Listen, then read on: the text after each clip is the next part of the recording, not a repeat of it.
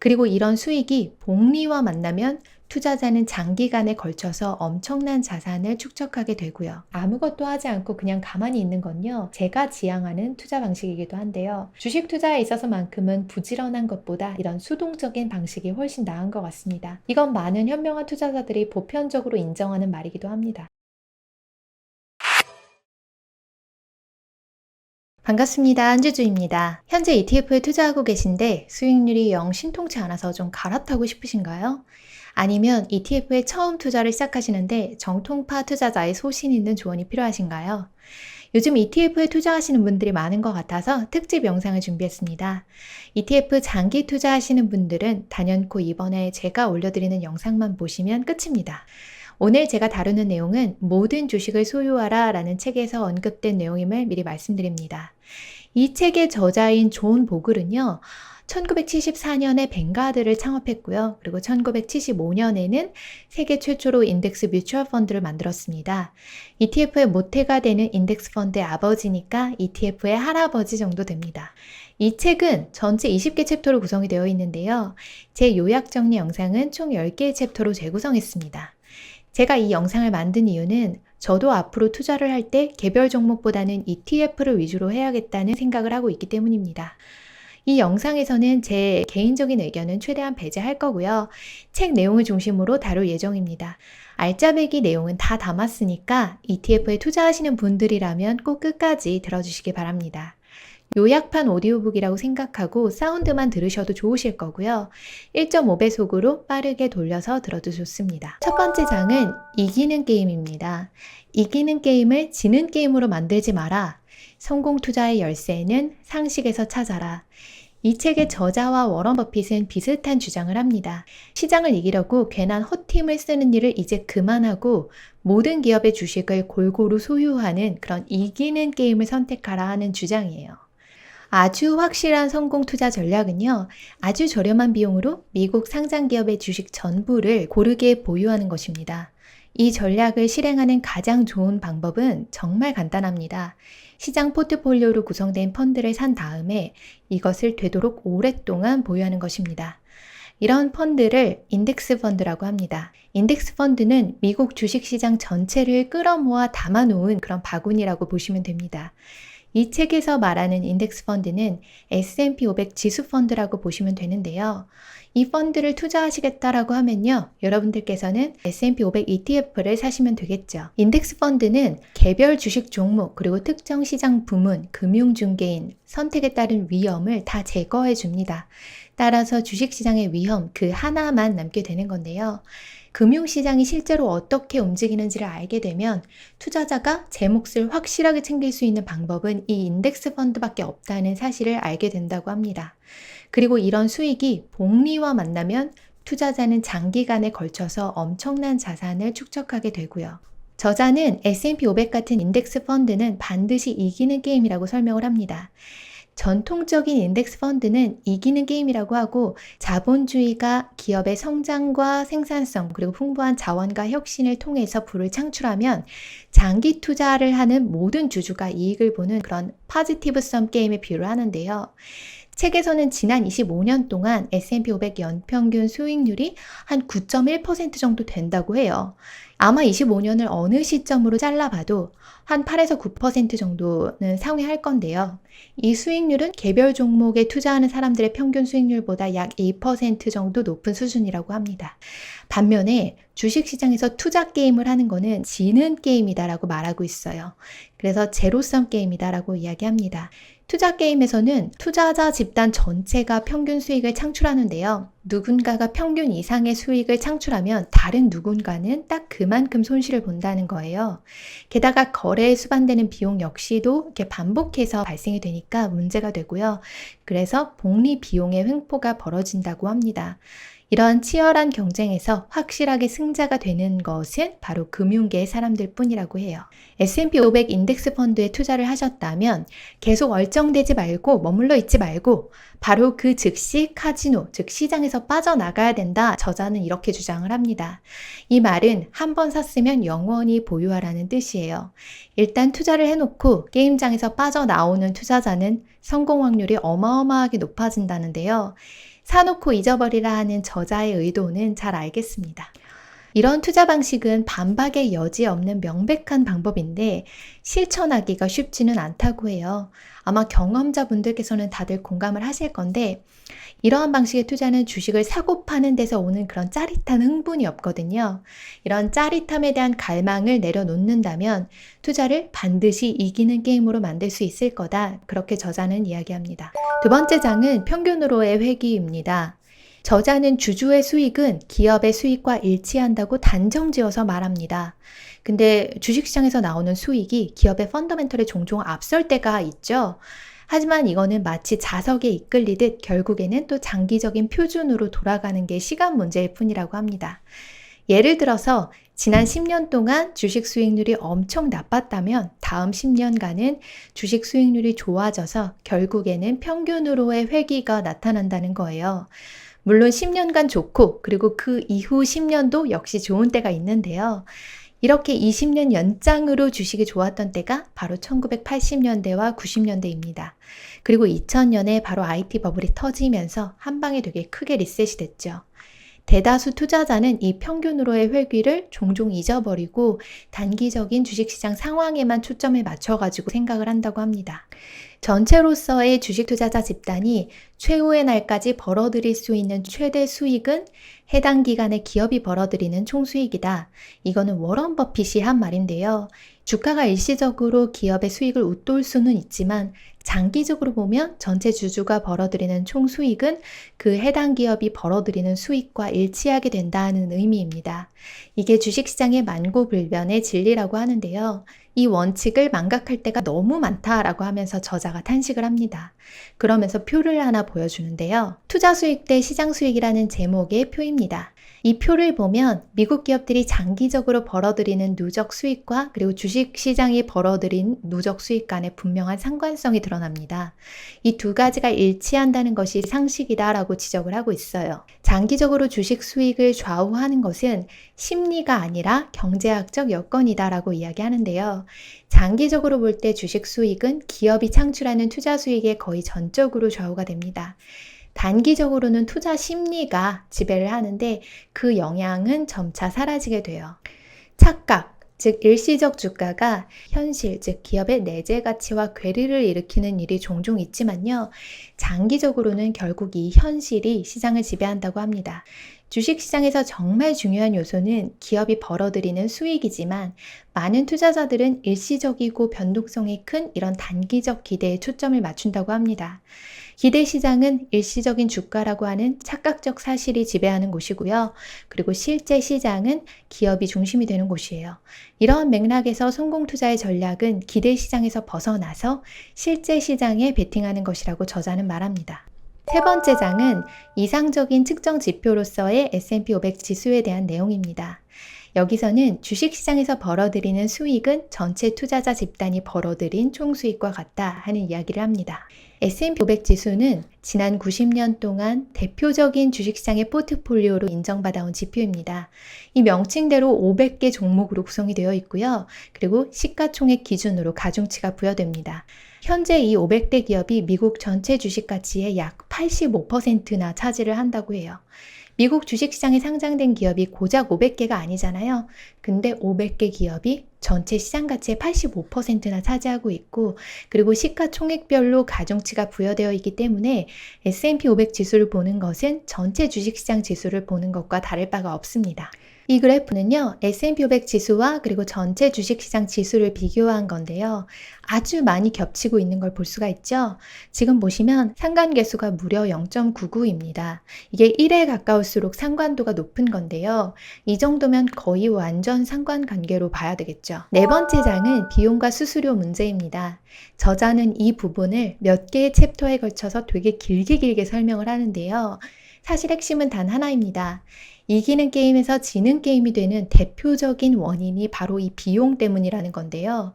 투자자 집단이 배당금과 그리고 수익 성장의 형태로 기업이 올린 수익을 온전하게 받아 챙기지 못하는 이유를 이 비용과 수수료에서 찾고 있습니다. 포트폴리오 회전 비용, 그리고 자산운용 보수, 각종 수수료, 광고 비용, 운영비, 법무비 이런 다양한 금융 중개 비용을 다 빼면 투자자 집단의 수익은 시장 수익보다 정확히 이 비용만큼 작아질 수밖에 없다고 이야기합니다. 그러니까 비용을 공제하기 전이면 제로섬 게임이고 비용을 공제한 후에는 지는 게임, 즉 마이너스 게임이 되는 겁니다. 논리적으로 투자 집단이 벌어들이는 수익이 반드시 시장 수익과 정확히 일치를 해야 되는데요. 즉 한쪽이 벌면 한쪽은 잃고 이게 맞춰져 가지고 제로섬 게임이 되는 거예요. 근데 가만 보니까 투자자가 실제로 수령하는 순이익이 시장 순이익보다 항상 적다는 거예요. 그러면 제로섬 게임보다도 못한 지는 게임이 되는 거죠. 마이너스 게임이 되는 거죠. 빈번한 매매에 따른 거래 수수료도요, 이런 비용의 범주에 포함이 됩니다. 투자자 집단은 치르지 않아도 될 비용까지 지급할 때가 있는데, 그러므로 이러한 비용을 치르지 않아야 자신의 수익을 고스란히 챙길 수 있다고 저자는 계속 거듭해서 언급합니다. 저자는 금융업계에 대해서 진짜 대놓고 비난을 하는데요. 금융업계가 가져가는 비용에 대해서 반드시 경계해야 된다고 계속 반복해서 좀 강조를 합니다. 5번째 장은 선택의 기준에 대한 내용입니다. 장기간 주식시장의 평균을 웃도는 그야말로 최고의 펀드를 고르려는 행동은요, 건초 더미에서 바늘을 찾는 격이라고 비유합니다. 그리고 이렇게 충고합니다. 건초 더미에서 바늘을 찾느니 그 건초 더미를 통째로 사는 게 쉽다. 여기서 건초라고 하는 거는요, 전체 주식시장의 포트폴리오를 말하는 거고요. 이는 저비용 인덱스 펀드에 투자하는 걸로 간단히 해결된다고 서술합니다. 하지만 아직도 시장 전체에 투자하는 것 외에 다른 펀드를 담고 싶은 마음이 있으시다라고 하면요, 다음의 차트를 보시는 게 도움이 될 겁니다. 이건 1970년부터 2016년까지 S&P 500 대비 시중펀드의 수익률을 비교한 건데요. S&P 500 수익률이 2% 이상 초과한 펀드는요, 1970년 이래로 단 2개뿐입니다. 그리고 S&P 500 수익률을 아슬아슬하게 한 1%에서 2% 초과한 펀드는 8개고요. 시장 평균을 기록한 펀드는 35개, 그리고 아슬아슬하게 한 1, 2% 정도 S&P 500 대비해서 낮은 수익률을 기록한 펀드는 18개입니다. 마지막으로 사라진 펀드는요, 무려 281개예요. 저자는 액티브 펀드에 투자하지 말라는 말을 참 정성스럽게 이야기를 하는데요. 이게 뒷부분에서는 지역적인 섹터에 투자하는 ETF에 주의해라 하는 말로 이어집니다. 여기서 여러분, S&P 500 수익률을 2% 이상 초과한 펀드가 무엇인지 궁금하지 않으신가요? 바로 여러분도 아실 법한 피터 린치의 마젤란 펀드인데요. 투자자 피터 린치 아시죠? 이분이 왕년에 운영하던 펀드가 바로 마젤란 펀드예요. 근데 저자는 굳이 이 마젤란 펀드에 대해서도 칼날을 들이미는데요. 마젤란 펀드가 경이적인 성과를 올린 데에는 펀드 매니저의 능력이나 운 이상의 것이 관련되어 있다고 하면서 이야기를 합니다. 마젤란 펀드가 자산이, 그러니까 고객의 투자금이 엄청나게 증가했다는 점을 지적을 해요. 운용 자금이 막 늘어나니까 그거에 비례해서 성과가 더 높아졌다는 거죠. 그러나 이런 마젤란 펀드는 1999년에 성장 고점을 찍고 막을 내렸습니다.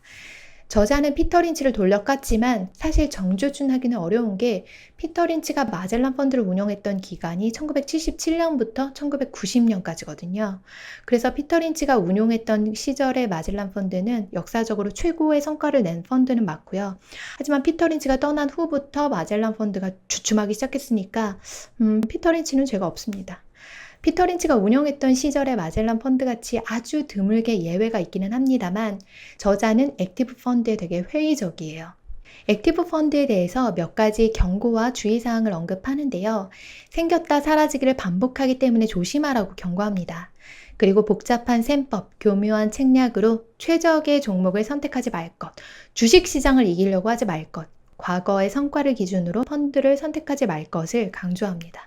6번째 장은 단순한 게 최고다 하는 내용입니다. 가장 단순한 인덱스 전략은 항상 먹힌다고 주장합니다. 단순성이 복잡성을 압도한다. 인덱스 펀드가 추구하는 것은 간소화 왕국을 지배하는 단순성의 위험, 바로 그것이다 라고 이렇게 말하는데요.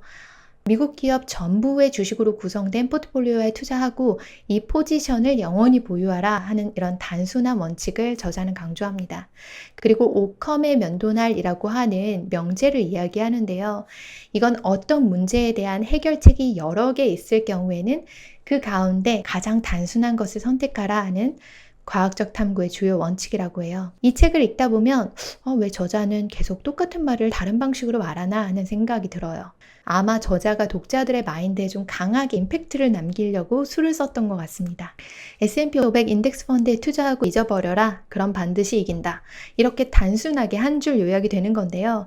그럼에도 이 책을 읽는 것, 이 영상을 보는 것은 다 의미가 있습니다. 왜냐하면 우리 투자자들은 자꾸 이런 중요한 사실을 망각하거든요. 이길 가망성이 있는 시장 부문을 골라서 베팅하는 행위는 말 그대로 투자라기보다는 도박이라고 봐야 한다. 이 말은 모든 개별 종목의 주식 투자자들이나 S&P 500 이외의 ETF나 펀드에 투자하시는 분들도 다 도박을 하고 있다는 건데요. 어느 정도 도박의 여지가 있다는 데는 또 부정하기가 어려워요. 적어도 모든 투자는 아주 약간이라도 도박의 요소가 어떻게든 포함이 되어 있고요. 그리고 저자가 말을 하듯이 이런 투자는 또 완벽하게 이기는 게임이 아닌 거는 분명합니다. 근데 인덱스 펀드라고 다 똑같지는 않습니다. 비용률이 매우 낮은 펀드가 있는가 하면 또 어떤 펀드는 비용률이 합리적인 수준을 넘어서는 경우도 있다고 하거든요. 저자가 입에 거품 물고 강조하는 이기는 투자, 그리고 인덱스 펀드 투자를 결정하셨다면 가급적 수수료가 적은 곳에 투자해야 한다고 합니다. 근데 유명한 S&P 500 ETF를 사신다고 하면요. 사실상 수수료가 크게 차이가 나지 않으니까 그냥 사시면 됩니다. 타이거 미국 S&P 500을 사시든 아니면 뱅가드에서 나온 VO를 사시든 스탠다드 앤 푸어스의 스파이더 ETF를 사시든 다 괜찮습니다. 오늘 말씀드린 내용을 요약하고 마무리하겠습니다. 첫 번째, 이기는 게임을 지는 게임으로 만들지 마라. 성공 투자의 열쇠는 다름 아닌 상식에서 찾아야 한다. 두 번째, 시장은 결국 평균으로 회귀한다. 결국 주주의 수익은 기업의 수익과 일치하는 방향으로 가게 된다. 세 번째, 시장의 이상적인 측정 지표는 S&P 500 지수다. 주식시장에서 벌어들인 수익은 전체 투자자 집단이 벌어들인 총수익과 같다. 네 번째, 비용 및 수수료 문제에서 자유로운 투자를 해야 된다. 이기는 게임은 어떻게 해서 지는 게임이 되는가? 여기서 크게 문제가 되는 건 비용이다.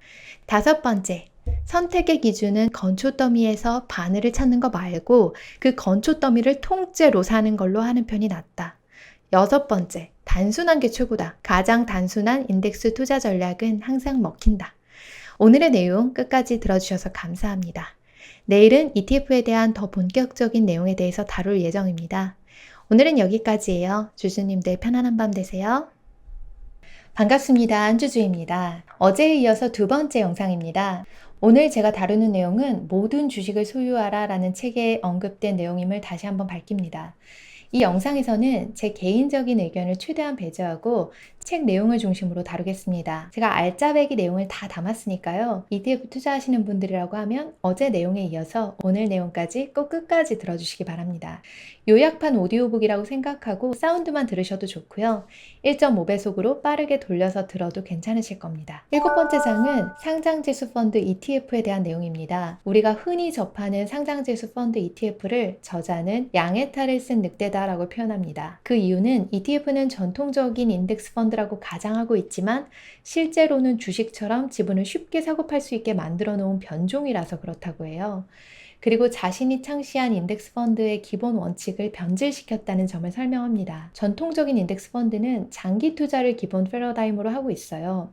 반면에 상장지수 펀드는 인덱스 펀드를 매매의 수단으로 활용하기 위한 것입니다. 전통적인 인덱스 펀드는 폭넓은 투자 다각화를 지향합니다. 그래서 위험 수준이 낮습니다. 반면에 ETF 상품들은요, 시장 부문별 다각화, 그리고 특정 부문에 국한된 다각화 상품들이 많습니다. 그렇게 다각화의 폭이 줄어든 만큼 위험 수준이 높아집니다. 모든 ETF가 다 고비용 구조는 아니지만 잦은 매매는 또 수수료를 발생시킬 수 있고요. 그리고 세금 부담도 늘린다고 합니다. 여기서 알고 가셔야 되는 부분은요. 미국 같은 경우에는 1년 미만으로 소유한 주식을 파는 경우에 양도 차익의 40%나 되는 세금을 내야 한다고 합니다. 장기 보유하는 경우에는 이 양도 차익에 대한 세금을 획기적으로 줄일 수가 있는 거죠. 근데 우리가 미국 금융사의 그런 전통적인 인덱스 펀드를 구입한다는 거는 몹시 번거롭잖아요. 그래서 우리는 결국에 ETF 방식으로 인덱스 펀드 투자를 해야 할 텐데요. 저자는 ETF 투자에 대해서 이렇게 말을 하고 있습니다. 기본적으로 전체 시장 지수를 따라가는 구조인 만큼 매매만 하지 않는다면 ETF 투자가 잘못된 것은 아니다. 뱅가드 500 ETF와 그리고 스파이더 500 ETF 가운데 어느 한쪽이든 선택해서 저비용으로 장기 보유한다면 투자 다각화와 낮은 비용률에서 오는 혜택을 누릴 수 있을 것이다. 이렇게 이야기합니다. 그리고 추가로 시장 부문별 ETF 쪽이 마음에 들면 자신이 선호하는 부분의 ETF에 또 투자할 수 있다고도 얘기하고요. 근데 이때도 단기 매매에 나서지는 말라고 충고를 합니다. SPY나 VO 외에도 다른 ETF 상품들에 투자하시는 분들이 되게 많으실 텐데요. 그때 참고하시면 될 것 같습니다. ETF 투자자는 이렇게 이중고에 시달릴 수 있게 된다고 합니다. 첫 번째는 감정적인 요인인데요. ETF를 선택하는 경우에는 거의 매번 자신에게 불리한 쪽으로 투자 시점을 선택하게 된다는 거예요. 그러니까 특정 시장 부문의 몸값이 한창 올라갈 때 그 부분에 베팅을 하고 인기가 시들해질 때 발을 빼는 투자자가 많다는 거죠. 당시 가장 인기 있는 섹터의 펀드는 최근에 가장 좋은 성과를 올린 펀드라는 사실을 명심하라고 이야기를 합니다.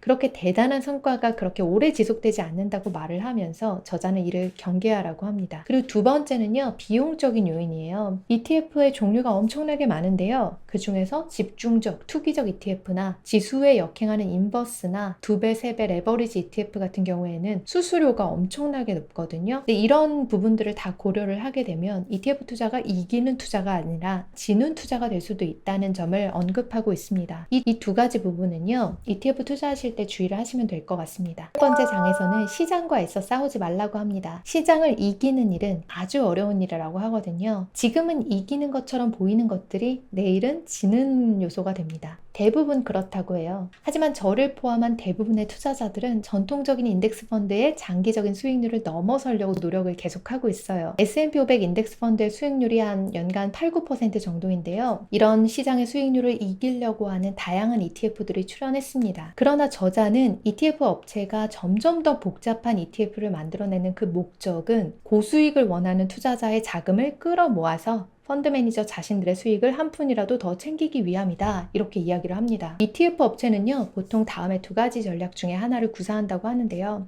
금융사 이야기예요. 전체 시장 인덱스 펀드를 제공해서 투자자가 실시간 매매를 통해서 수익을 올릴 수 있게 한다는 거고요. 이거 당연한 거죠. ETF의 기본이죠. 그리고 두 번째는 다양하게 세분화된 시장 부문별 인덱스 펀드를 개발해서 투자자가 자신의 지분 소유권을 이리저리 이전함으로써, 그러니까 ETF를 계속 사고 팔고 하면서 초과 수익을 올릴 수 있도록 한다는 겁니다.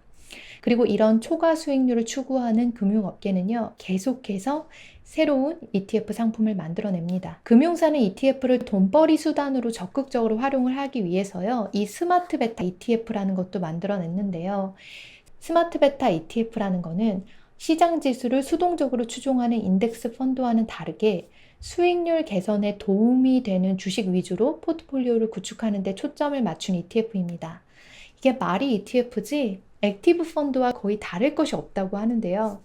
이런 스마트 베타 ETF는 시가총액 기준이 아니라 수익률에 크게 기여하는 다양한 요소들을 고려해서 금융사가 만든 일종의 상품입니다.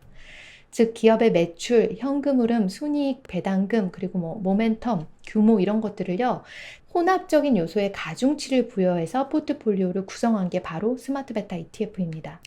이런 스마트 베타 ETF는요, 국내에서도 잠깐 붐이 일었었는데요.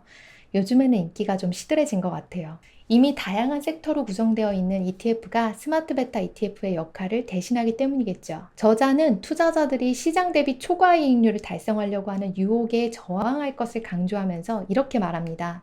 전통적인 인덱스 펀드보다 돈을 훨씬 많이 벌 수 있다고 장담하는 패러다임의 달콤한 유혹에 절대로 넘어가지 말라고 당부하고 싶다. 좋은 계획의 가장 큰 적은 완벽한 계획을 꿈꾸는 것이다. 부질없는 욕심을 버리고 좋은 계획을 세우는 데 초점을 맞춰라.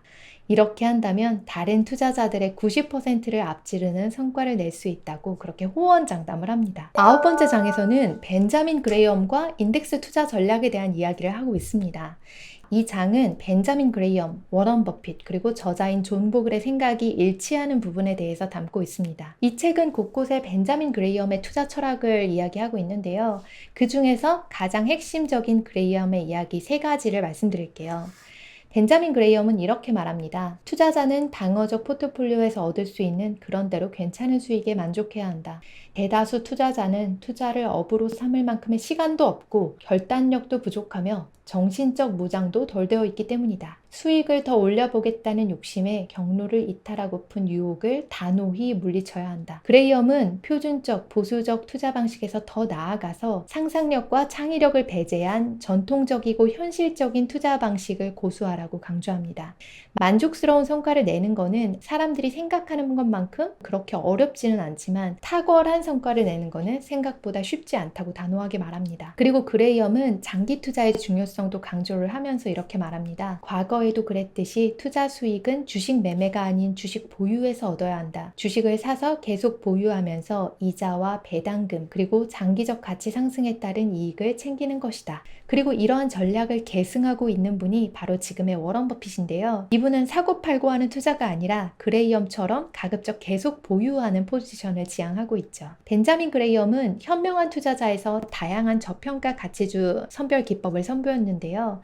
이제는 그런 전략이 더 이상 먹히지 않는다는 거에 대해서 스스로 고백을 합니다. 그리고 이렇게 이야기를 했는데요. 이제는 정교한 증권 분석 기법으로 우량 가치주를 찾아내는 전략을 지지하지 않는다. 40년 전에는 먹혔던 전략이지만 그 이후로 상황이 많이 변했다. 그 당시에는 잘 훈련된 증권 분석가라면 신중한 조사와 분석 작업을 통해 저평가된 우량주를 찾아낼 수 있었다. 그러나 지금은 여기저기서 방대한 조사는 물론 분석 작업이 진행되고 있는 상황이다.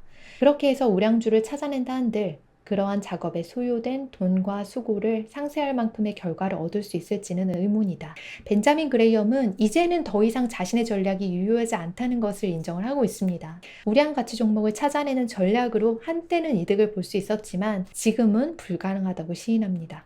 드디어 마지막 10번째 장, 투자의 환급률에 대한 이야기입니다. 저자는 부자가 되는 환급률을 이렇게 이야기합니다. 복리 수익의 마법을 활용하는 것뿐만 아니라 복리 비용의 횡포까지 피해야 돈을 벌 수 있다. 현 금융 서비스 업계의 핵심 특징이라고 하는 고비용, 고회전율을 바탕으로 한 기회주의적 마케팅 방식을 경계하라. 월가 금융 서비스 업계의 좌우명은 가만히 있지 말고 뭐라도 해라이고 일반 투자자의 좌우명은 아무것도 하지 말고 그냥 가만히 있어라다. 저자가 말한 것처럼 아무것도 하지 않고 그냥 가만히 있는 건요. 제가 지향하는 투자 방식이기도 한데요. 주식 투자에 있어서만큼은 부지런한 것보다 이런 수동적인 방식이 훨씬 나은 것 같습니다. 이건 많은 현명한 투자자들이 보편적으로 인정하는 말이기도 합니다. 존 보글의 모든 주식을 소유하라 이 책 한 권을 구독자분들과 함께 읽어보기 위해서 이번 영상을 준비했는데요.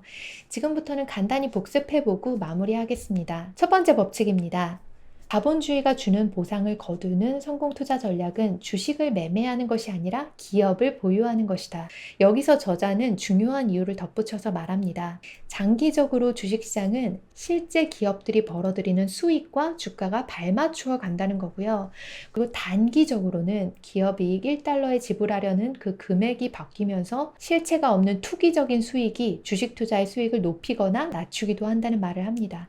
장기적으로는 기업의 실적과 주식의 가치는 함께 간다라고 하는 것이 되게 중요한 건데 많은 투자자들이 이걸 잊고 지냅니다. 그래서 간혹 상기시켜줄 필요가 있어요. 다음으로 두 번째 법칙입니다. 전체 시장 인덱스 펀드에 투자해서 전체 기업을 소유하는 방법이 완전한 위험 축소 전략이다 하는 건데요. 개별 기업은요, 성장할 수도 있지만 망할 수도 있죠. 쇠퇴할 수도 있고요. 오늘날 치열한 경쟁 그리고 빠른 기술 변화를 생각하면 개별 기업의 부도는 앞으로 줄어들기보다는 늘어날 가능성이 높을 거예요. 그러므로 개인 투자자가 개별 종목의 위험을 피하는 가장 좋은 방법은 최대한 분산 투자를 하는 거고요. 저자는 이 분산 분산 투자의 방법으로 S&P 500 같은 인덱스 펀드 투자를 제안하는 겁니다. 마지막으로 세 번째 법칙은요. 총 수익에서 비용을 공제한 순이익이 투자자들의 몫이다 하는 거예요. 투자자들은 수수료 등의 금융 중개 비용을 공제한 다음에나 비로소 이익을 차지를 하는데요. 불필요하게 지불하는 수수료나 세금을 틀어 막아야지 합당한 수익을 낼 수 있다라고 말을 하고 있습니다. 자신의 감정과 그리고 금융업계의 감언이설에 속아서 실수를 저지르는데 그걸 이제 최대한 배제해야 한다고 이야기하고 있습니다. 저자는 마지막으로 주식 투자자들에게 최대의 적은 비용과 감정이다 이야기합니다. 여러분들께서도 현명하게 이 비용과 감정을 컨트롤할 수 있는 투자자가 되시기 바랍니다. 저 역시도 앞으로는 수동적인 인덱스 펀드 ETF의 투자 비중을 늘리려고 하고 있습니다. 오늘 영상이 유익하셨기를 바랍니다. 주주님들 편안한 밤 되세요.